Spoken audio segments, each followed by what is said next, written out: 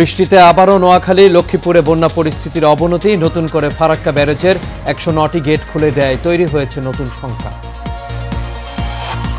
আন্তর্জাতিক আইন থাকা সত্ত্বেও ভারতের বাঁধ খুলে দেয়া ক্রিমিনাল অফেন্স বললেন মির্জা ফখরুল।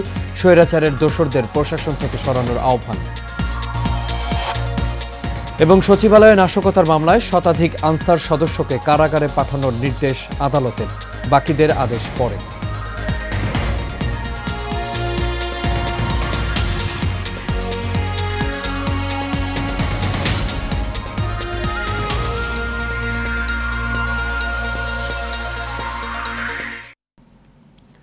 সবাইকে স্বাগত এশিয়ান প্রাইম নিউজে। দর্শক, পুরো সংবাদ জুড়ে আপনাদের সঙ্গে আছি আমি আনোয়ার রাজ। এতক্ষণ শুনছিলেন বিআরবি কেবল ইন্ডাস্ট্রিজ লিমিটেড সংবাদ শিরোনাম। এবার চলে যাচ্ছে পুরো খবরে। রাত থেকে কয়েক জেলায় মুষলধারে বৃষ্টি হওয়ায় দেশের উত্তর পূর্বাঞ্চলের বন্যা পরিস্থিতির আবারও অবনতি হয়েছে। ফলে অনাহারে অর্ধাহারে দিন পার করছেন নোয়াখালী, ফেনী, লক্ষ্মীপুর সহ বেশ কয়েকটি জেলার কয়েক লাখ মানুষ। সেদিকে নতুন করে ফারাক্কা ব্যারেজের ১০৯টি গেট খুলে দিয়েছে ভারত। এতে একদিনে বাংলাদেশে ঢুকবে ১১ লাখ কিউসেক পানি, যার ফলে বন্যা পরিস্থিতির আরও অবনতির আশঙ্কা রয়েছে। প্রতিনিধিদের পাঠানো তথ্য ও ছবিতে বিস্তারিত জানাচ্ছেন শেখ ফাহিম। ফেনীর সদর, সোনাগাজী ও দাগনভূঞার বন্যা পরিস্থিতির এখনও উন্নতি হয়নি। এই উপজেলাগুলোর সবকটি ইউনিয়নই নিমজ্জিত। প্রত্যন্ত এলাকায় দেখা দিয়েছে ত্রাণ সংকট। নোয়াখালীতে মাঝারি থেকে ভারী বর্ষণে সেনবাগ, সোনাইমুড়ি, চাটখিল উপজেলার নতুন নতুন এলাকা প্লাবিত হয়েছে। মেঘনার পানি বৃদ্ধি পেয়ে হাতিয়ার, ঘাসিয়ার চর, নিঝুমদ্বীপও জলমগ্ন হয়ে পড়েছে। মানুষের দুর্ভোগ এখনো কমেনি। ত্রাণ সামগ্রীর কোনো কিছুই আমরা পাই নাই এবং এই পর্যন্ত কোনো লোক আমরা ছাড়া আর কোনো লোক এখানে আসে। মালামাল যেন চুরি না হয় সেজন্য আমরা আশ্রয় কেন্দ্রে যাই নাই। আমাদের খুব কষ্ট হইতেছে খাইতে লইতে। যারা গ্রামের ভিতরে আছে তারা কেউ ত্রাণ পাইতেছে না, আর যারা আশ্রয় কেন্দ্রে আছে তারা সবাই ত্রাণ পাইতেছে। যারা বাড়িতে বন্দি আছে তারা কেউ ত্রাণ পাইতেছে না। ২০টা-২৫টা ঘর, ওই ঘরগুলো পুরো ডুবে অবস্থা আছে। কেউ আমাদের খবরও নেয় না, কেউ আসেনি। এদিকে কুমিল্লায় নতুন করে প্লাবিত হয়েছে ব্রাহ্মণপাড়া উপজেলার বিভিন্ন ইউনিয়ন। ভেঙে পড়েছে যোগাযোগ ব্যবস্থা। ফলে স্বাস্থ্য ঝুঁকির পাশাপাশি ক্ষুধার্ত অধিকাংশ শিশু। পানিবন্দী অবস্থায় আছেন এই অঞ্চলের লক্ষাধিক বানভাসী মানুষ। আমরা কালকে আসরও আইছি, আপনার এখন বলতো আমরা কোনো কেউ কুটুম্বর করছে না, আমরা কেউ দিছিও না। সরকারি ভাবে তো এখনো আমরা কোনো সাহায্য পাইছি না। আমরা কষ্ট নাই, আমরা খাইতে পারলাম না। দুই দিন আমরা কামিনি নাই। আগামী কয়েকদিন বৃষ্টিপাত না হলে নতুন করে আর কোনো এলাকা বন্যা কবলিত হওয়ার আশঙ্কা নেই বলে জানিয়েছে দুর্যোগ ব্যবস্থাপনা ও ত্রাণ মন্ত্রণালয়। Sheikh Fahim, Asian television. বন্যায় ১১ জেলায় মৃতের সংখ্যা বেড়ে দাঁড়িয়েছে ২৩ জনে। একই সাথে ক্ষতিগ্রস্ত হয়েছে ৫৫ লাখেরও বেশি মানুষ। দুপুরে বন্যা পরিস্থিতি নিয়ে সচিবালয়ে সাংবাদিকদের ব্রিফ করেন দুর্যোগ ব্যবস্থাপনা ও ত্রাণ মন্ত্রণালয়ের সচিব মোহাম্মদ কামরুল হাসান। এ সময় তিনি জানান, দেশের ১১টি জেলার বিস্তীর্ণ অঞ্চল ভয়াবহ বন্যার কবলে পড়েছে। এসব এলাকার ১২,৩৮,০৪৮টি পরিবার পানিবন্দী হয়ে পড়েছে। ক্ষতিগ্রস্ত হয়েছে ৫৭,০১,২০৪ জন। বর্তমানে আশ্রয় কেন্দ্রে ৪,৬৯,৫২৩ জন লোক রয়েছেন জানিয়ে তিনি বলেন, কুমিল্লা ও ফেনীতে বন্যা পরিস্থিতির উন্নতি হচ্ছে। আগামী ৪৮ ঘন্টায় পূর্বাঞ্চল এবং উত্তর পূর্বাঞ্চলে ভারী বৃষ্টিপাতের সম্ভাবনা নেই, ফলে পরিস্থিতির আরও উন্নতি হবে। ৪৮টি পরিবার পানিবন্দী রয়েছে।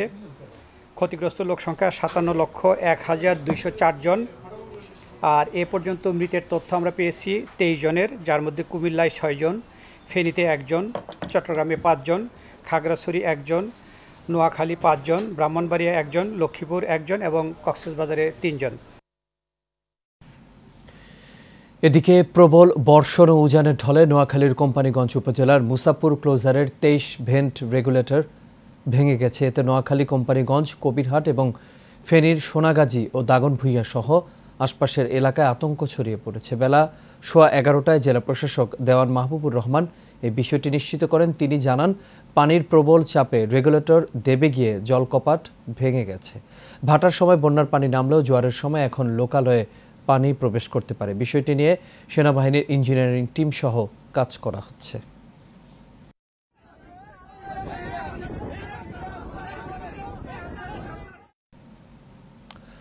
বন্যা কবলিত মানুষের সহায়তায় সরকার সর্বাত্মক প্রয়াস চালিয়ে যাচ্ছে বলে জানিয়েছেন রাষ্ট্রপতি মোহাম্মদ শাহাবুদ্দিন। সেই সঙ্গে বানভাসী মানুষের পাশে দাঁড়াতে দেশবাসীর প্রতি উদাত্ত আহ্বান জানিয়েছেন তিনি।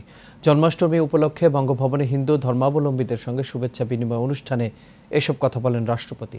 বাংলাদেশ সাম্প্রদায়িক সম্প্রীতির দেশ উল্লেখ করে রাষ্ট্রপতি এ সময় আরও জানান, অগ্রগতি ও সমৃদ্ধি ত্বরান্বিত করতে সমাজে বিদ্যমান সম্প্রীতি ও পারস্পরিক সৌহার্দ্য অটুট রাখতে হবে। সংবিধান সব নাগরিকের সমান অধিকারের নিশ্চয়তা দিয়েছে। দেশকে এগিয়ে নিতে হলে ধর্ম বর্ণ নির্বিশেষে ভেদাভেদ ভুলে একসঙ্গে কাজ করতে হবে। ধর্মীয় মূল্যবোধকে দেশ ও জনকল্যাণে কাজে লাগাতে হবে বলেও যোগ করেন রাষ্ট্রপতি। একজন পরোপকারী ও মানবদরিদ্র মানুষ এবং সমাজ সংস্কারক। সমাজ থেকে অন্যায়, অত্যাচার, নিপীড়ন ও হানাহানি দূর করতে মানুষে মানুষে অকৃত্রিম ভালোবাসা ও সম্প্রীতির বন্ধনে গড়ে তোলাই ছিল শ্রীকৃষ্ণের মূল দর্শন। আন্তর্জাতিক আইন থাকা সত্ত্বেও ভারতের বাঁধ খুলে বাংলাদেশের বিভিন্ন অঞ্চল ডুবিয়ে দেয়া একটা ক্রিমিনাল অফেন্স বলে মন্তব্য করেছেন বিএনপির মহাসচিব মির্জা ফখরুল ইসলাম আলমগীর। আজ প্রেস ক্লাবে জাতীয় পার্টি, মুক্তিযুদ্ধের অন্যতম সংগঠক ও সাবেক প্রধানমন্ত্রী কাজী জাফরের নবম মৃত্যুবার্ষিকী উপলক্ষে এক স্মরণ সভায় তিনি এই কথা বলেন। এ সময় প্রশাসনে থাকা স্বৈরাচারের দোসরদের দ্রুত সরিয়ে গণতন্ত্রের জন্য কাজ করতে আগ্রহী এবং বঞ্চিতদেরকে নিয়োগ দেওয়ার দাবিও জানান তিনি। বিস্তারিত মণ্ডলে নামের রিপোর্টে। প্রেস ক্লাবে জাতীয় পার্টি, মুক্তিযুদ্ধের অন্যতম সংগঠক ও সাবেক প্রধানমন্ত্রী কাজী জাফরের নবম মৃত্যুবার্ষিকী উপলক্ষে এই স্মরণ সভার আয়োজন করা হয়। হিন্দু মুসলমান ঐক্যবদ্ধভাবে ভারতের এই ঘৃণ্য তৎপরতার নিন্দা করেছে। স্মরণ সভায় বিএনপির মহাসচিব মির্জা ফখরুল ইসলাম আলমগীর বলেন, এখনো এই সরকারের ভেতরে আগের ফ্যাসিস্টের দোসররা রয়েছে, তাদেরকে অতি দ্রুত অপসারণ করতে হবে, নইলে জাতি ক্ষমা করবে না। আমরা এই প্রশাসনে এখনো সেই সমস্ত ব্যক্তিদের দেখতে পাচ্ছি যারা এই ফ্যাসিবাদী সরকারকে মদত দিয়েছে, তাদেরকে সাহায্য করেছে এবং তাদের এই হত্যাকাণ্ডের সঙ্গে তারা জড়িত দিয়েছে। তাদের চেহারা আমরা আর দেখতে চাই না। মির্জা ফখরুল আরও বলেন, বিএনপি সহ বিরোধী রাজনৈতিক দলগুলোর নেতাদের নামে থাকা মিথ্যা মামলাগুলো প্রত্যাহার করতে হবে। বিএনপি বলেন, জামাত বলেন, এই আমরা এখানে যারা বসে আছি, এই সব মানুষের 1,45,000 মামলা অবিলম্বে তুলে নিতে হবে। এটা একটা দাবি। আনসারদের যে তৎপরতা তা ভালো লক্ষণ নয়। পরাজিতরা এ ধরনের কাজ করে বিশৃঙ্খলা সৃষ্টির চেষ্টা করে থাকতে পারে বলেও মন্তব্য করেন বিএনপির মহাসচিব। সচিবালয় ঘেরাও করে আপনার আনসার এবং অন্য সব কিছু লোকজনদের নাম পোশাকধারী লোক, তারা গোলযোগ সৃষ্টি করে তারা সেখানে একটা সমস্যার সৃষ্টি করতে চেয়েছিল। ছাত্ররা সেটাকে নস্যাৎ করে দিয়েছে, কিন্তু এটা কিন্তু অশনি সংকেত। মন্ডলের নাম, এশিয়ান টেলিভিশন, ঢাকা।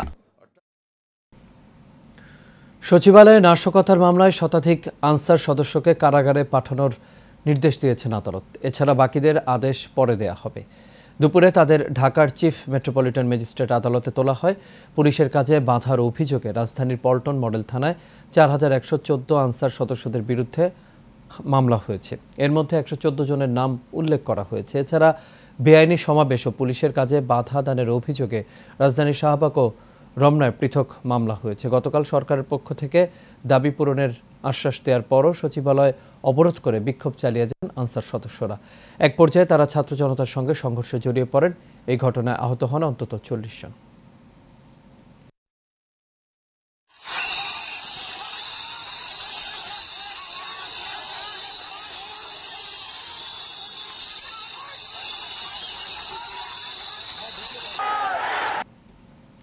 এবার সারা বাংলার খবর।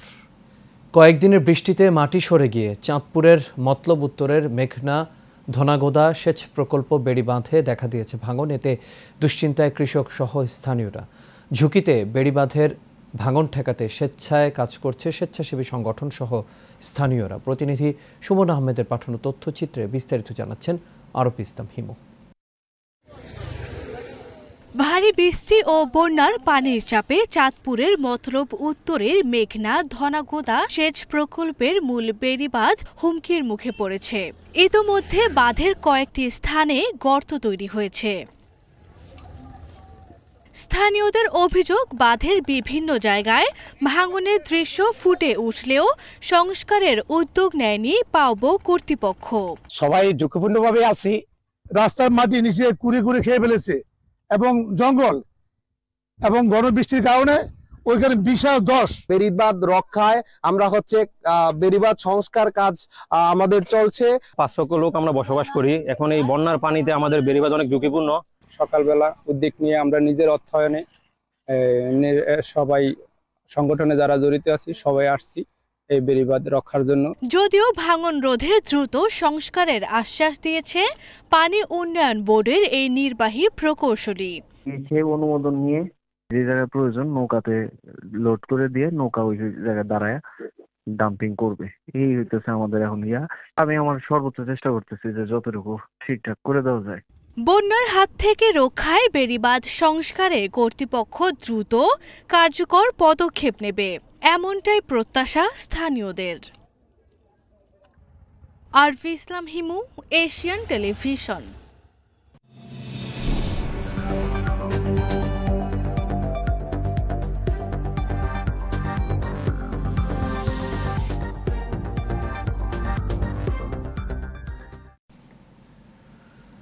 অন্তর্বর্তী সরকারের ধর্ম উপদেষ্টা ডক্টর আফম খালিদ হোসেন বলেছেন, বৈষম্য বিরোধী ছাত্র আন্দোলনে যেসব শিক্ষার্থী নিজেদের জীবন দিয়ে নতুন এক বাংলাদেশ উপহার দিয়েছে, জাতি তাদের কখনো ভুলবে না। চট্টগ্রামে বাইতুস শরফ কমপ্লেক্সে এক মতবিনিময় সভায় এসব কথা বলেন তিনি।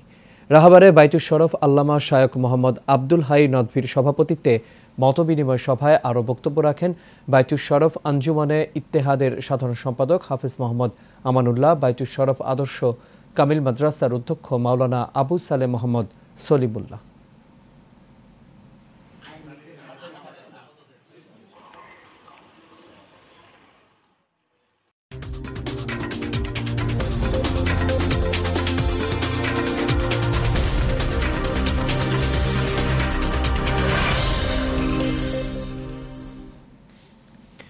এবার খেলার খবর। ফুটবল সাফ অনূর্ধ্ব 20 চ্যাম্পিয়নশিপের ফাইনালে উঠল বাংলাদেশ। টাই ব্রেকারে ভারতকে হারিয়েছে বাংলার যুবারা। দ্বিতীয় ফাইনালে ভারতের বিপক্ষে ম্যাচ চলাকালে ইনজুরিতে পড়েন নিয়মিত গোলরক্ষক শোভন। তার পরিবর্তে বাকি সময় বাংলাদেশের গোলপোস্ট সামলান দ্বিতীয় গোলকিপার মোহাম্মদ আসিফ। নির্ধারিত সময়ের খেলা 1-1 সমতায় শেষ হয়। এরপর ম্যাচ গড়ায় টাই ব্রেকারে। সেখানে 2 শট রুখে ম্যাচ জয়ের নায়ক বনে যান মোহাম্মদ আসিফ।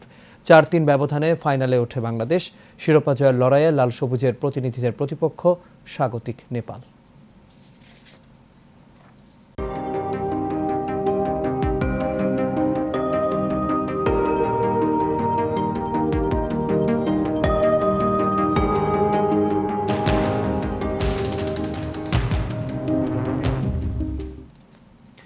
এবার সিওডিল প্রেজেন্টস হেলথ অ্যান্ড বিউটি। স্মরণকালের সবচেয়ে ভয়াবহ বন্যার কবলে দেশের 13 জেলার অর্ধ কোটি মানুষ। এলাকাগুলোতে বন্যা ও বন্যা পরবর্তী সময়ে নানা ধরনের রোগবালাই দেখা দিয়েছে। এর মধ্যে পানি ও কীট পতঙ্গবাহিত রোগের প্রাদুর্ভাবই বেশি। বিশেষজ্ঞ চিকিৎসকদের সাথে আলাপ করে রিপোর্ট করেছেন রফিকুল ইসলাম রলি। গত কয়েকদিন ধরে প্লাবিত হয়ে পড়েছে নদ নদী অববাহিকার চর ও নিম্নাঞ্চল। এতে করে দেখা দিয়েছে কলেরা, ডায়রিয়া সহ পানিবাহিত নানা রোগবালাই। আবার অনেক মানুষ একসঙ্গে থাকার কারণে শ্বাসনালীর প্রদাহ, ফ্লু, হাঁপানি, স্ক্যাবিস, ফুসকুড়ি ফোড়া রোগের প্রাদুর্ভাব দেখা দিয়েছে।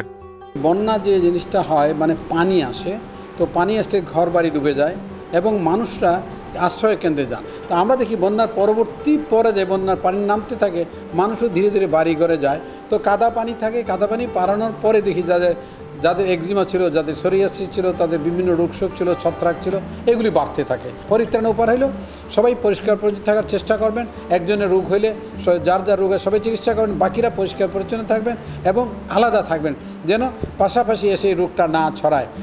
একই সাথে বন্যা পরবর্তী সময়েও নানা সংক্রামক ও অসংক্রামক ব্যাধির শিকার হয় মানুষ। বন্যা কবলিত এলাকায় প্রায় 40% মৃত্যুর কারণ বন্যা পরবর্তী ডায়রিয়াজনিত রোগ। তাই বিশুদ্ধ পানির সরবরাহ নিশ্চিত করার পাশাপাশি বন্যা কবলিত এলাকায় পানি বিশুদ্ধকরণ বড়ি স্যালাইনের সরবরাহ নিশ্চিত করা জরুরি। বিশুদ্ধ পানি পাওয়া না গেলে এগুলো হবে ইউক্রেনে। এখন আমাদের বিশুদ্ধ পানির জন্য যত রকম বন্দোবস্ত করা দরকার, পানি বিশুদ্ধকরণ ট্যাবলেট, পানি সিদ্ধ করে খাওয়া। এখন অনেক জায়গাতে চুলাও জ্বালাইতে পারে না, এক সমস্যা। এখন এগুলা স্থানীয় প্রশাসনে এগুলো কেয়ার নিতে হবে, অন্য কারো পক্ষে সম্ভব না। সরকারের বিভিন্ন মন্ত্রণালয় থেকে, প্রশাসন থেকে, সেটাই একমাত্র পানিবাহিত রোগকে কন্ট্রোল করতে পারে। তাছাড়া আর কোনো সুযোগ আছে বলে মনে হয় না।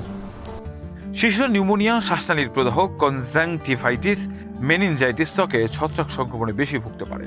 তাই দুর্যোগ ভ্যাকসিন প্রদান, সঠিক সময়ে অ্যান্টিবায়োটিক, পরিচ্ছন্নতা, সঠিক পুষ্টি ও নিরাপদ খাবার এই রোগগুলোকে প্রতিহত করতে পারে। কাউসার আহমেদ, এশিয়ান টেলিভিশন। আর এরই সাথে শেষ করবে এশিয়ান প্রাইম নিউজ। তবে যাবার আগে বিআরবি কেবল ইন্ডাস্ট্রিজ লিমিটেড সংবাদ শিরোনামগুলো দেখে নেব দর্শক আরও একবার। বৃষ্টিতে আবারও নোয়াখালী, লক্ষ্মীপুরে বন্যা পরিস্থিতির অবনতি। নতুন করে ফারাক্কা ব্যারেজের 109টি গেট খুলে দেয়, তৈরি হয়েছে নতুন শঙ্কা। আন্তর্জাতিক আইন থাকা সত্ত্বেও ভারতের বাঁধ খুলে দেয়া ক্রিমিনাল অফেন্স, বললেন মির্জা ফখরুল। স্বৈরাচারের দোসরদের প্রশাসন থেকে সরানোর আহ্বান। এবং সচিবালয়ে নাশকতার মামলায় শতাধিক আনসার সদস্যকে কারাগারে পাঠানোর নির্দেশ আদালতের, বাকিদের আদেশ পরে।